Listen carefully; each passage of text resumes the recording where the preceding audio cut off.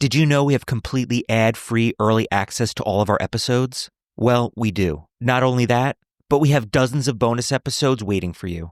Head on over to patreon.com/ghosttownpod, and you can check it out for 7 days absolutely free. That's patreon.com/ghosttownpod. Google Plus is a minus. I'm Jason Horton. I'm Rebecca Lieb. And this is Ghost Town.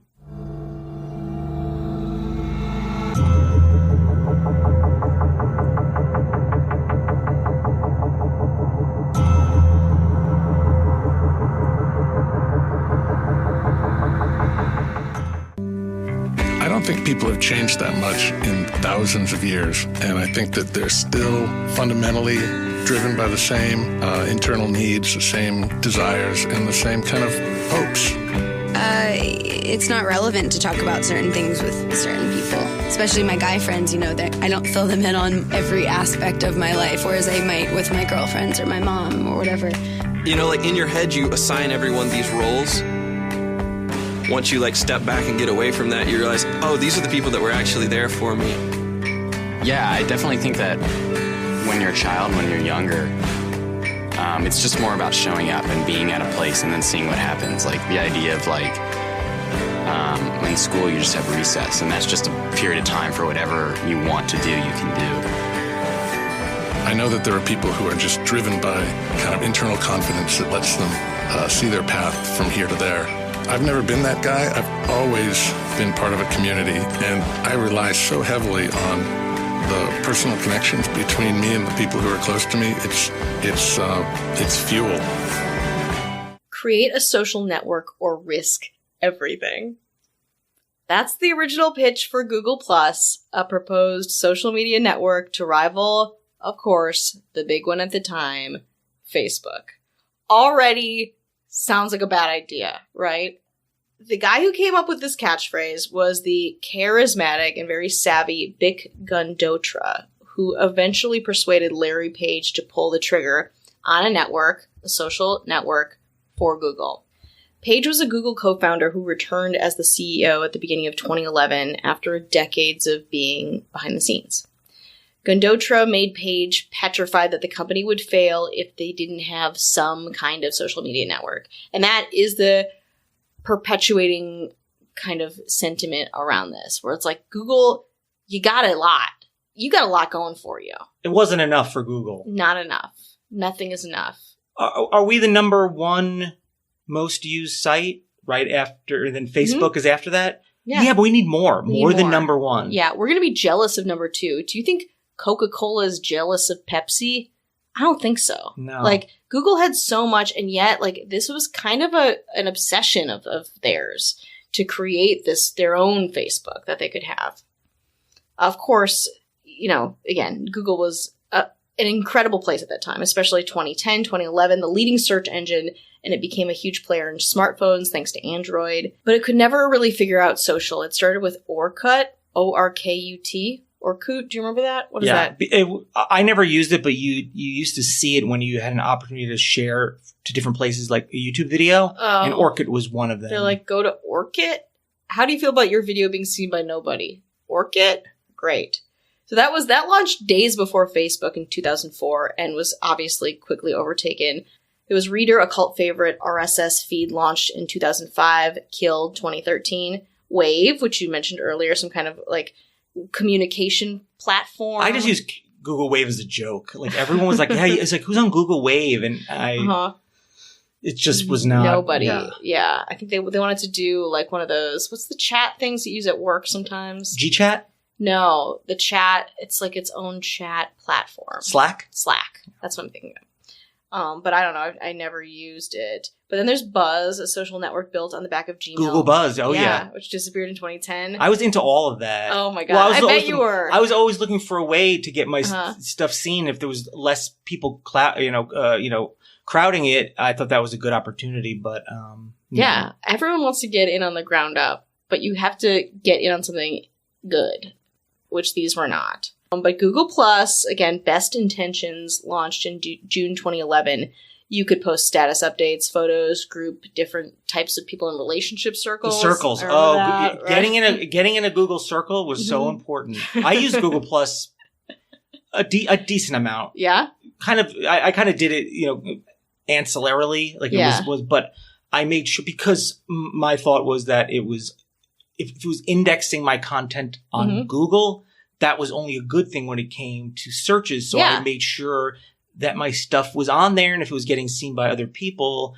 So if it was not billed as a kind of like social media thing instead of a way to kind of just share stuff without necessarily the social media aspect of it, like connect with people. It's like, no, it's just a more of a way to like kind of advertise what you're doing, which does sound like a social media thing, but also like that's what everyone thought. My brother was very into Google Plus for a while too. And look at him. He's a lawyer, making money. I don't know, successful and happy. Yeah. Anyway, don't look at him.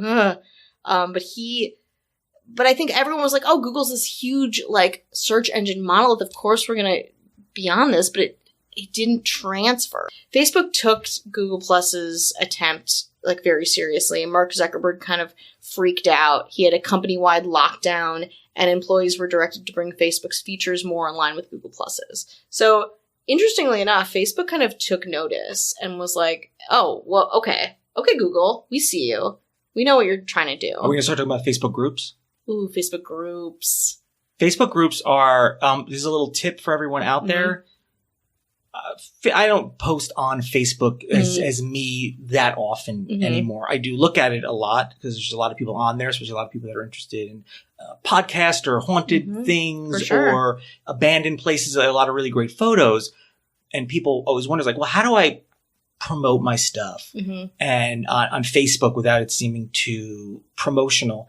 It's Facebook groups. It's get into those Facebook groups that fit what you're interested in instead of just going to a place where it's like, I'm going to promote my thing and then you promote your thing. And then no, it's like, I give you $1, you give me $1. You still have $1. Yeah.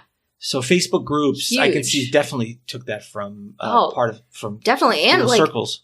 When I think about one of the most important ways to network as a whole with like doing comedy shows in different cities was Facebook groups, like arranging a whole tour around people who could help you in a city that you've never been to and arrange shows. And yeah, I mean, that's really one of the only reasons I'm on Facebook at this point is to be in those sweet and groups. To share inspirational quotes and stuff. Yeah, like that. To see which headshot you like best. Yeah, so which is it? Yeah. 2 or 4? Leather jacket or glasses? So Google Plus had 10 million users 2 weeks after the launch. In a month, it had 25 million. In October 2011, the service had 40 million users, with the biggest markets in the US and India. In October 2013, there were 540 million people using the social part of Google Plus, and later interacting with Gmail and YouTube and how they all kind of move within each other. Yet, the problem was not all of this and all the features and all of, the cool design and being attached to this big search engine. It was that nobody engaged. Like it was posting and then you were kind of out. Google Plus's user engagement was lower than its competitors. Users averaged about 3.3 minutes per month on Google Plus and 7.5 hours on Facebook, which is weird because when I heard that I was like per day kind of a thing. And I mean, we use social media like near constantly. This was again, 2014.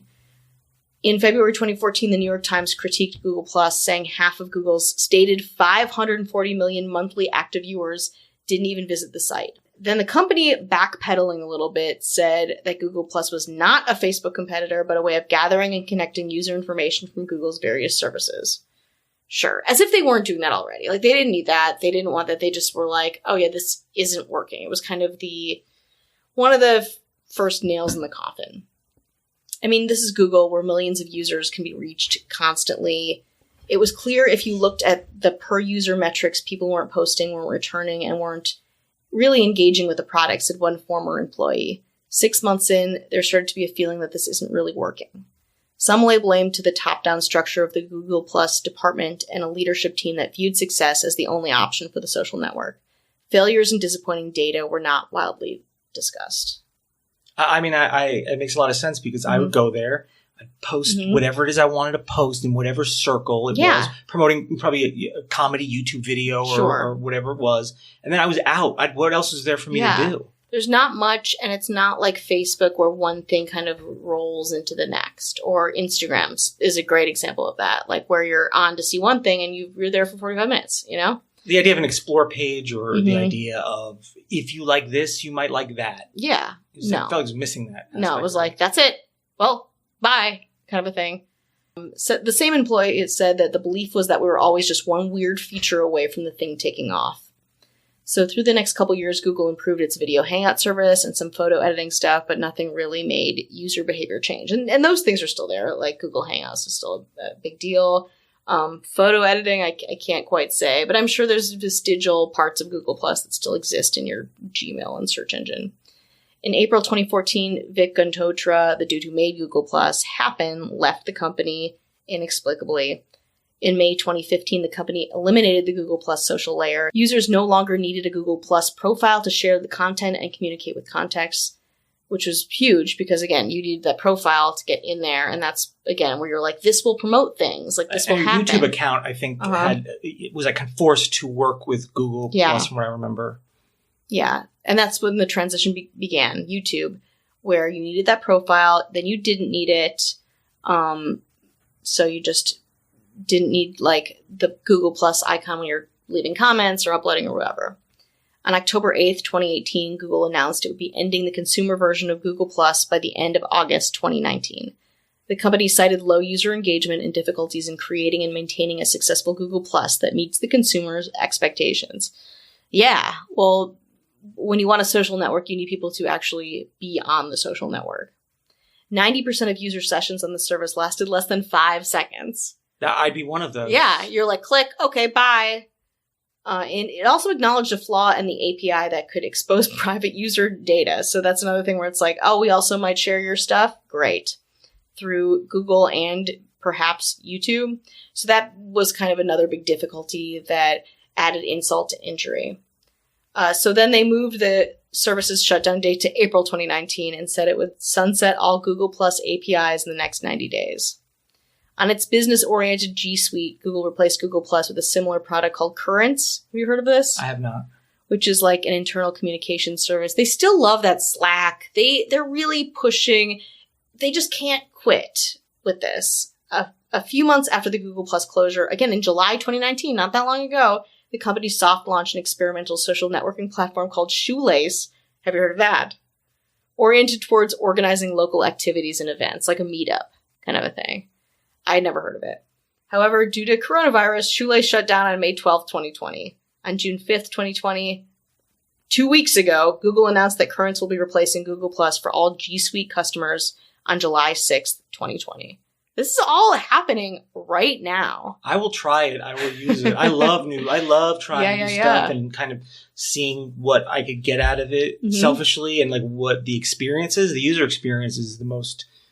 You're asking a lot of people that are already listening, using so many things. They're listening to this podcast every single episode, right? They're going to our YouTube channel now. Yeah. Which is Ghost Town Podcast. You just do a search and you find it. Oh my then God. Then they're running over to our TikTok, which is Ghost Town Pod. I mean, like, what is it? What's happening here? What more do you want? I know. We'll do it. We will do it. I mean, Jeremy Piven, his cameo. To do a cameo, I think, for our Zoom call with Jeremy Piven for 10 minutes. Do you know how much it is? $200. Jeremy Piven from Entourage. Every single season. You know that, right? Stand-up comedian. Okay. Jeremy Piven. $400? Entourage. Jeremy Piven. $20. With Turtle. $20,000.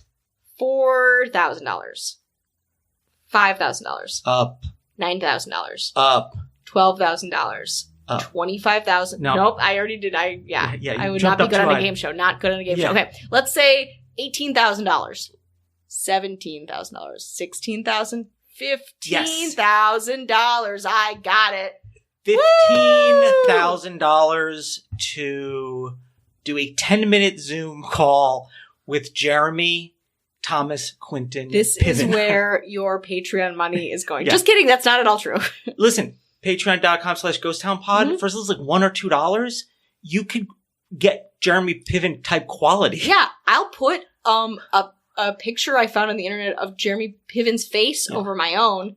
I'll print it out. I'll be Turtle. I'll stick it on my face. I'll be Johnny Drama. Anytime. Yeah. Anytime. I'll be day or E. night. I'll be Vince. I'll be Vinny Chase. You know, I'll be all of them. We work for you, people. Yeah. I'll be Ari's wife, which was. Did you watch Entourage? No. Ask me if I did.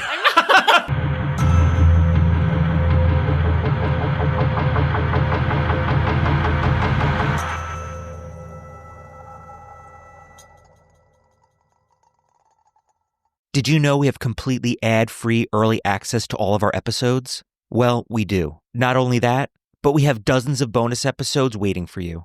Head on over to patreon.com/ghosttownpod, and you can check it out for 7 days absolutely free. That's patreon.com/ghosttownpod.